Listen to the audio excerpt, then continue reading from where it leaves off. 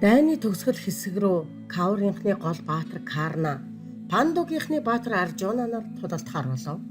Эрмэх талын дунд тэрийг агуу дайчин хоёр ирийг тэнгэрт гялалзах хоёр наран мэтээр гарч ирэхэд энд тулааныг үтсэн хаадын зүрх багтах сэтгэлээр дүүрчээ. Хоёр талаас дайчин үрээ чанга чангаар хашгирч бүрээ бөмбөг нижигнэж эхэллээ. Цэрэг бүхэн өөрийнхөө баатрын урам зоригийг хөгжөөхийг хүснэ. Хүч чадал зориг зүрхээрээ тэнцүү тэр хоёрын аль нь дийлхийг хэн ч хэлж чадахгүй байлаа. Хүмүүс бурхад чөтгөрүүд ёр газар ба тэнгэрийн амьд амтан бүхэн сэтгэл донсолжээ. Орчлон хоёр хэсэг хуваагдаж нэг хэсэг нь Аржунаг, нөгөө хэсэг нь Карнаг дийлээсэй гэж хүсэж байна.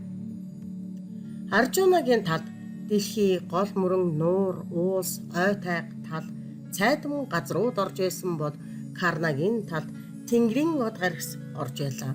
Доод твийн Такшака болон бусад авраг могоонууд Аржунаг дэмжиж байсан бол дээд твийн чөтгөрүүд болон бусад чөтгөр шулумсууд Карнагийн талд байв.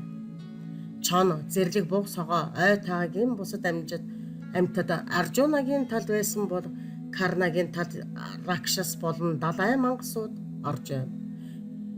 Аржунагийн талд Индра тэргүүтэй бурхад орж байхад Карнагийн талд нарны бурхад байлаа. Аржунагийн талд Бярман Кшатри нар бол Карнагийн талд Вайши шүдрэн харцсан холимог хомгууд орж байлаа.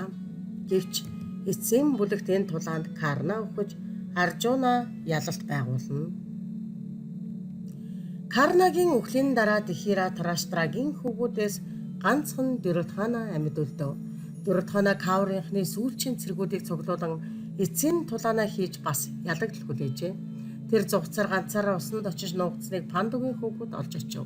Гэвч тэр ч бас үхэж байлаа. Каурынхны талаас Дронагийн хүү Ашвата хааман Критаварман гурвал амьд үлдэж ард тийшээ ялагдсан мэдээг хүргэжээ. Тэд эргэж Дюротханыг хайсаар олж очив. Түүний амьд тавьж байгааг Ашатваха маань хараад өшөө авахар шийдэж шөнийн цагаар сэмгитэн Пандугийнхны хөвгүүд болон бүх цэргүүдийг авч орхижээ. Тэр гурван зүгт зүхтаан алга болсон ба хожим Ашаватаха маань Кришнагийн хараалыг хүртэж олон жил очих газаргүй тэнүүчлэн явжээ. Энэ дайнаас Пандугийн 5 хүүл амьд үлдэв.